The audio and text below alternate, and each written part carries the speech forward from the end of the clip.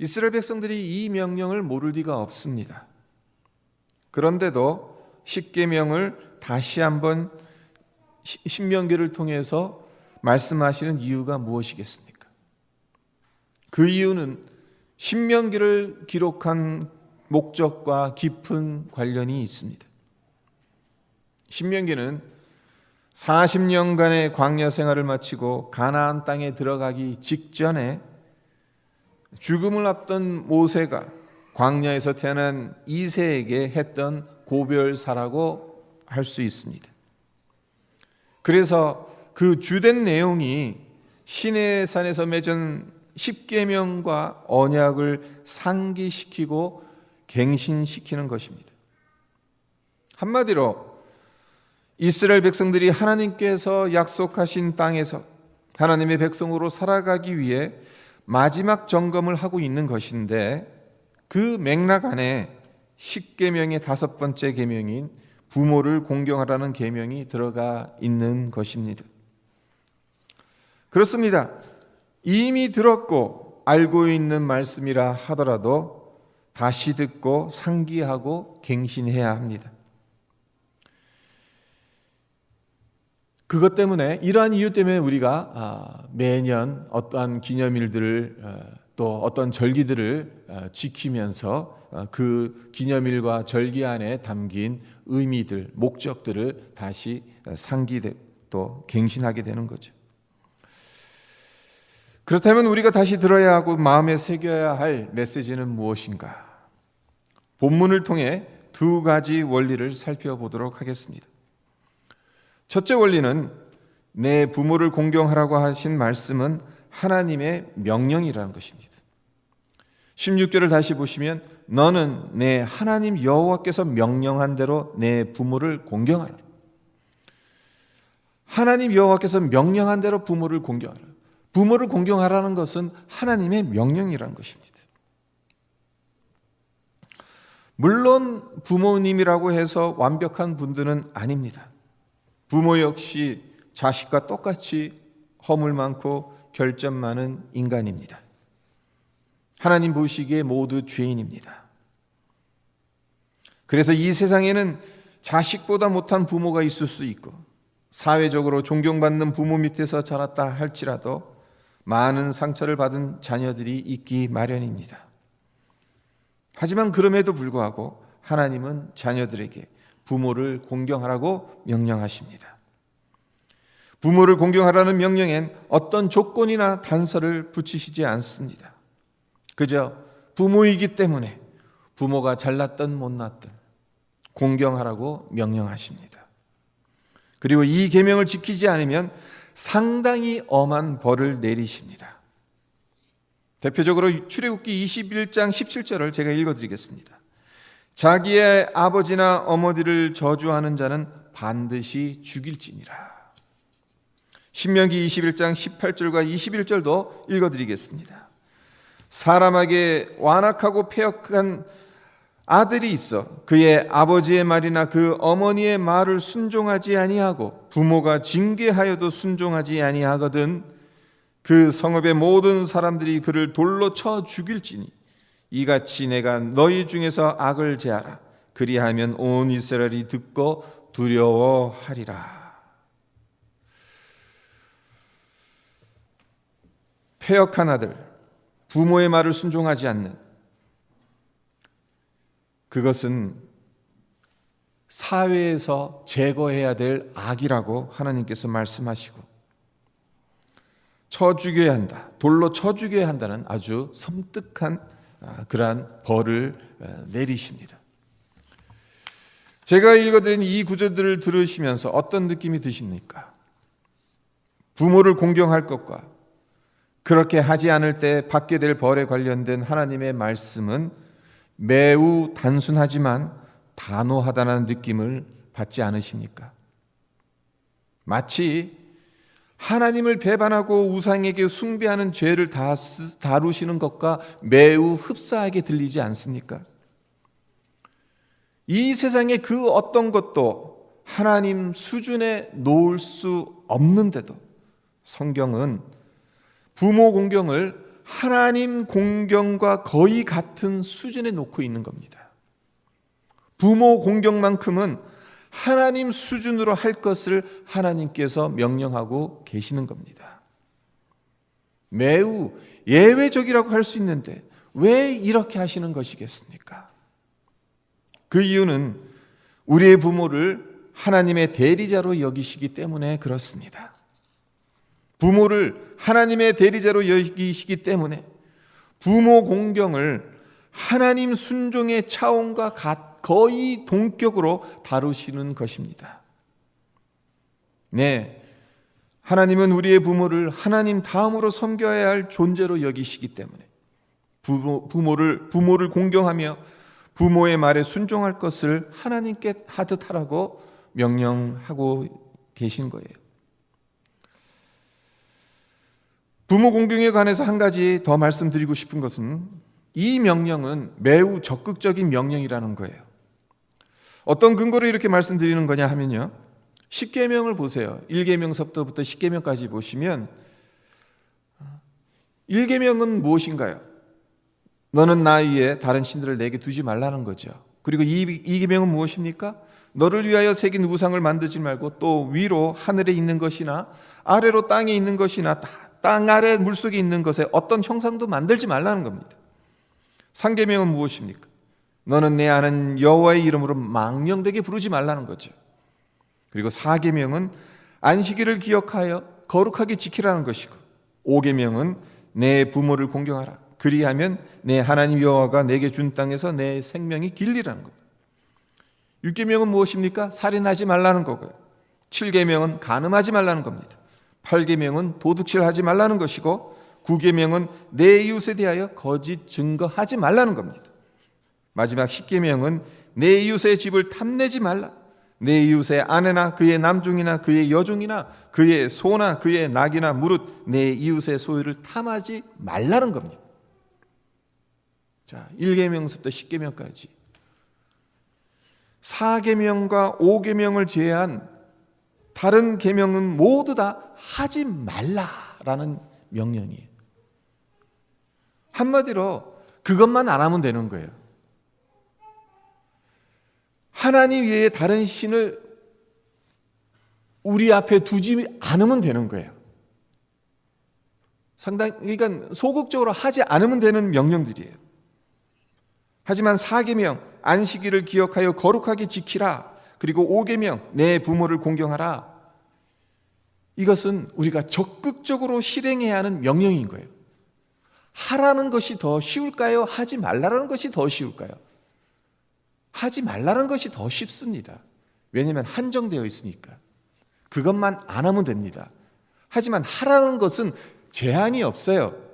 그것을 하는 데 있어서 내가 최선을 다해서 할 수 있을 만큼 해야 되는 거예요. 그냥 조금 하고 마는 것이 아닙니다. 하라는 명령에는 이렇게 적극적인 실행을 해야 하는 그 뜻이 담겨져 있는 것입니다. 문제는 우리 신보가 하지 말라는 것은 어떻게 해서라도 하려고 하죠. 그리고 하라는 것은 하지 않으려고 용을 쓰죠. 그러는 바람에 훗날 후회하는 경우가 얼마나 많은지 모릅니다. 언젠가도 이 예화를 말씀드렸었는데요. 한국에서 죄를 짓고 교도소에 수감된 어떤 분이 어머니의 눈물이라는 제목의 참회 글을 썼습니다. 이런 대목이 있습니다. 작년 겨울 첫 면회를 오신 어머니는 창 너머로 고개 숙인 채 땅만 내려다보고 있는 이 불효 자식에게 한마디의 말씀도 없으셨습니다. 잠시 침묵이 흐른 후 어머니는 떨리는 목소리로 춥지 이 한마디를 물어보셨습니다. 이 한마디를 하시고 억지로 눈물을 참으시느라 어머니의 눈가는 붉어지더니 한 줄기 눈물이 흘러내렸습니다. 그것은 그냥 눈물이 아닌 피눈물이었습니다. 춥지 겨우 그 한마디 하시고 접견 시간을 다 보내보내신 어머니는 성경책 한 권을 남기시고 가셨습니다. 그 후로는 어머니가 다시 면회를 오시지 않아서 노심초사하고 있었는데 형이 면회를 왔길래 형에게 어머니가 왜 면회를 안 오시는 것인가 불평을 했습니다. 그러자 형이 버럭 소리를 지르며 이렇게 말합니다. 야 이놈아, 아직도 정신 못 차리니 어머니가 어떻게 되었는지 알아? 불길한 느낌이 들어 무슨 일이 있었는지 다그쳐 묻자 형은 자초지종을 말해줍니다. 어머니가 며칠 내내 전화를 안 받으셔서 찾아가 보았더니 엄동설한 추운 겨울에 자식의 죄가 내 죄 때문이라고 보일러 불을 끄시고 나도 감옥 생활을 해야 한다고 하시며 아들의 죄와 어미의 죄를 용서해달라고 하나님께 기도하다가 몸져 누우셨다는 것입니다. 형이 전한 그 말을 듣고 난 후 내 두 눈에 처음으로 뜨거운 눈물이 솟구쳐 흘렀습니다. 그리고 그날부터 어머니가 남기고 가신 성경을 읽기 시작했고 어머니의 눈물이 내 죄에 대한 하나님의 눈물이고 하나님의 사랑인 것을 깨닫게 되었습니다. 이분은 어머니의 마음과 하나님의 마음을 헤아렸기에 후회가 아닌 회개를 했고 그 결과 구원의 은총을 경험할 수 있었죠. 하지만 대부분의 사람, 많은 경우에는 후회하는 것으로 그치기 쉽습니다. 그래서 하나님 주시는 진정한 자유와 평강을 누리지 못하기 십상입니다.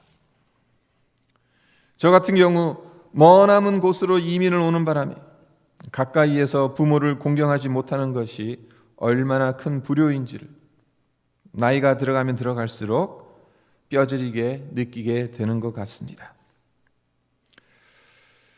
부모님들과 함께 계시는 분들은 하나님 주신 귀한 복이라 여기며 부모님을 더 성심껏 공경하시기를 바랍니다. 그리고 부모님과 멀리 떨어져 계신 분들은 연락이라도 자주 드리시기를 바랍니다. 그래서 부모님 돌아가시고 난 후에 부모를 공경하라는 말씀을 왜 지키지 못했나 후회로 남지 않기를 부탁드립니다. 오늘 본문 말씀이 제시하는 두 번째 원리는 부모 공경을 하면 하나님께서 주시는 상이 있다는 겁니다. 16절 하반절을 한 번 더 보도록 하겠습니다. 그리하면 내 하나님 여호와가 내게 준 땅에서 내 생명이 길고 복을 누리리라. 하나님께서 우리에게 부모를 공경하라고 하시는 이유는 하나님의 명령이기도 하지만 부모를 공경함으로 하나님이 주시는 상이 있기 때문에 하나님께서 부모를 공경하라고 하신 거예요. 부모를 공경하면 어떤 상이 주어집니까? 두 가지 상이 주어진다고 오늘 신명기 5장 16절에서 이야기하고 있죠. 첫째는 하나님께서 주신 땅에서 장수를 누리는 것이고 두 번째는 복을 누리는 거예요. 이 시대가 아무리 100세 시대라고 하더라도 다 오래 살고 싶죠. 하지만 오래 사는 것 우리 마음대로 되지 않습니다. 오래 살고 싶다고 해서 오래 살 수 있는 것이 아닙니다. 오래 살게 해달라고 기도하면 다 들어주시는 것도 아닙니다. 부모를 공경할 때 하나님께서 이 복을 주시겠다고 약속하십니다. 그리고 복을 누리는 것도 마찬가지입니다. 여기서 말하는 복은 그러니까 이 세상에 누릴 수 있는 여러 가지 복들을 포함하고 있는 거겠죠. 장수의 복은 이미 나왔고 재물의 복, 또 뭐 자녀의 복, 또 형통의 복, 여러 가지 복들이 이 안에 들어가 있을 것입니다. 부모를 공경하면 복을 누린다고 하나님께서 약속하세요. 그런데 이 복과 관련해서 주목해야 할 말씀이 있습니다. 고린도후서 1장 19절 하반절 말씀인데요. 제가 읽어드리겠습니다. 하나님의 아들 예수 그리스도는 예하고 아니라 함이 되지 아니하셨으니 그에게는 예만 되었느니라. 무슨 의미입니까? 하나님께서 그 어떤 것을 말씀하셔도 예수님은 예만 하셨지 아니오라고 거절하신 적이 없으셨다는 겁니다. 그렇습니다. 예수님은 성부 하나님께서 말씀하신 것을 단 한 번도 거부하신 적이 없으셨습니다. 이 세상에서 하나님께 완전하게 순종하신 분은 예수님 한 분밖에 안 계세요. 우리는 감히 흉내조차 낼 수 없어요. 하지만 그럼에도 불구하고 성경은 우리에게 요구하는 것이 있습니다. 예수님만큼은 아니더라도 하나님의 말씀에 예하라는 겁니다. 그리고 그 말씀에는 부모 공경 또한 포함되어 있다는 것을 우리는 기억해야 한다는 겁니다. 하나님께서 우리 부모를 공경하고 부모의 말에 순종하라고 하신 이유를 생각해 보십시오. 부모가 하나님처럼 절대적이고 완전해서입니까? 아닙니다. 앞서 말씀드린 것처럼 부모가 자식보다 못날 수가 있습니다. 때로는 부모가 내게 무리해 보이는 것을 요구할 수도 있어요. 상식적으로 납득이 되지 않는 것을 바랄 수도 있습니다. 그러나 그때에도 특별한 경우를 제하고는 예할 수 있어야 합니다. 상황이 여의치 않고 이것은 도저히 그 부모의 이 말을 들으면은 정말 죄를 짓는 것이기 때문에 노라고 하더라도 마음속으로는 그 부모의 그 말에 예라고 할 수 있는 그 마음 준비는 되어 있어야 한다는 거예요. 왜 그렇습니까? 하나님께서 왜 이런 요구를 하시는 것이겠습니까? 이유는 이렇습니다. 어떤 경우에든 우리가 하나님 앞에서 예해야 되잖아요. 하나님께 순종해야 되잖아요. 근데 하나님은 눈에 보이시지 않는 분이거든요. 네, 눈에 보이시지 않는 하나님께 예하기 위해서는 눈에 보이는 사람들 중 누군가에게 무조건 예하는 훈련이 필요해요. 그리고 하나님은 그 1차적인 대상으로 우리의 부모를 사용하신다는 겁니다. 믿음은 순종입니다. 순종은 예입니다. 어떤 경우에도 예하는 것이 참된 신앙입니다. 사람을 탓하는 것이 아니라 어떤 상황 속에서도 하나님의 말씀 앞에서 핑계대고 원망하고 불평하는 것이 아니라 예수님이 그러하셨듯이 예하는 것이 우리가 밟아가야 될 신앙의 여정이라는 거예요. 네, 하나님께서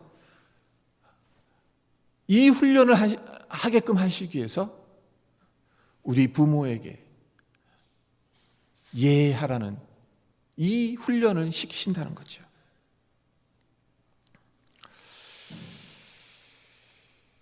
먼저 육신의 부모에게 순종할 줄 알아야 눈에 보이지 않는 하나님께도 순종할 수 있는 그 법을 배울 수 있다는 사실. 그리고 그래야 하나님의 약속대로 이 땅에서 우리의 생명이 길고 복을 누릴 수 있다는 것입니다. 하지만 오해하지 마시기를 바랍니다. 하나님의 이 약속이 부모를 공경하면 자동적으로 출세하고 장수가 보장된다는 의미는 아닙니다. 이 세상에는 부모를 공경했어도 출세하고 오래 산 사람보다 출세하지 못하고 오래 살지 못한 사람들이 훨씬 더 많을 겁니다. 그렇다면 이 약속을 어떻게 이해해야 할까요? 다음과 같이 이해했으면 합니다. 나를 낳아주고 길러주신 부모님도 공경하지 못하면서 다른 사람을 이해하고 배려하고 사랑할 수 있겠습니까? 부모의 말을 듣지 않고 반항하는 사람이 사회에서 다른 사람들의 말을 잘 듣겠습니까?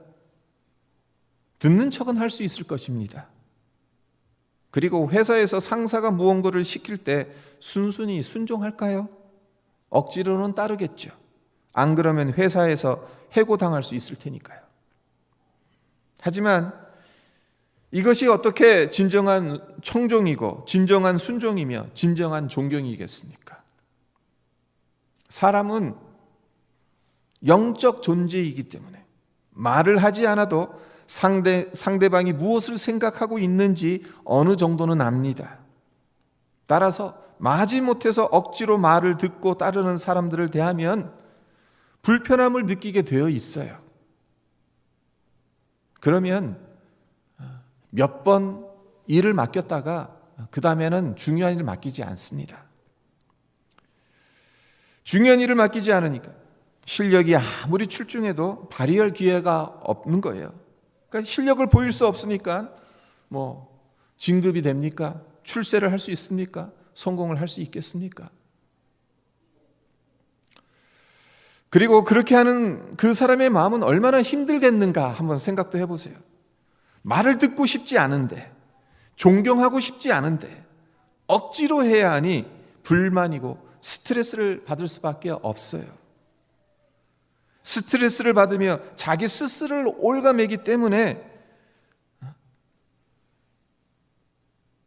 자기의 그 포텐셜을 마음껏 발휘하지를 못합니다.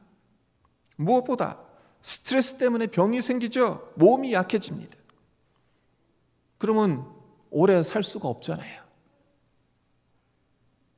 이와 반면에 부모를 공경하는 사람들은 어떻습니까? 부모를 공경한다는 것, 그것은 부모와 건강한 관계를 맺고 있다는 거예요.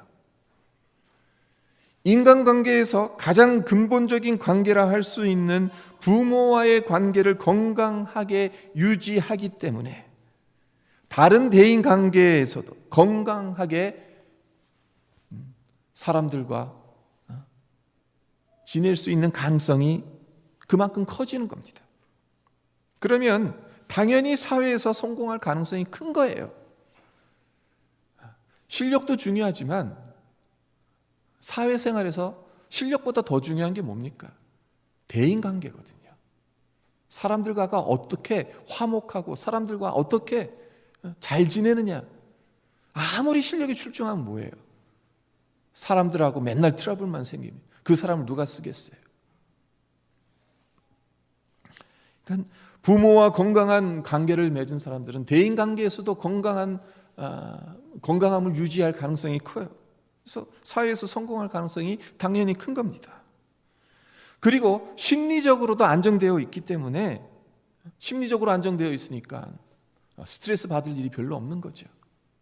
그래서 장수할 가능성이 커지는 거예요. 하나님의 말씀은요, 그냥 갑자기 하늘에서 뚝 떨어지는 말씀들도 있지만 대부분의 경우에는 뭐예요? 인과 법칙에 의해서 움직이는 거예요. 뿌렸기 때문에 거두는 겁니다. 그냥 하나님께서 아무런 그 조건도 없이 부모를 공경하라 그러면은 장수할 것이고 복을 받을 것이다. 그냥 하늘에서 갑자기 뚝 떨어지는 것이 아니라는 거예요. 이런 메커니즘이 있다라는 거예요. 말씀을 맺겠습니다. 하나님은 부모님을 통해 우리가 이 땅에 존재하게끔 하셨습니다. 매년 어버이 주일마다 제가 이 말씀 드리는 것 같은데, 이 세상에 자식 없는 사람은 있을 수 있어도 부모 없는 사람은 있을 수 없어요. 우리가 이 땅에 존재할 수 있는 것은 나를 낳아준 아버지, 어머니가 있기 때문입니다. 그리고 이 세상에 나의 부모님만큼 나를 생각해주고 걱정해주는 사람이 어디 있습니까? 우리의 부모님들은 언제나 자식 생각만을 하십니다. 자식이 50을 넘었어도, 아니 70을 넘었어도 밥은 잘 챙겨 먹고 다니는지, 어디 아픈 데는 없는지 걱정하십니다. 어버이의 사랑만큼 하나님의 사랑에 가장 근접한 사랑은 이 세상에 없습니다. 비록 불완전한 것이긴 하지만, 때로는 우리의 마음에 상처를 가져다 주기도 하지만,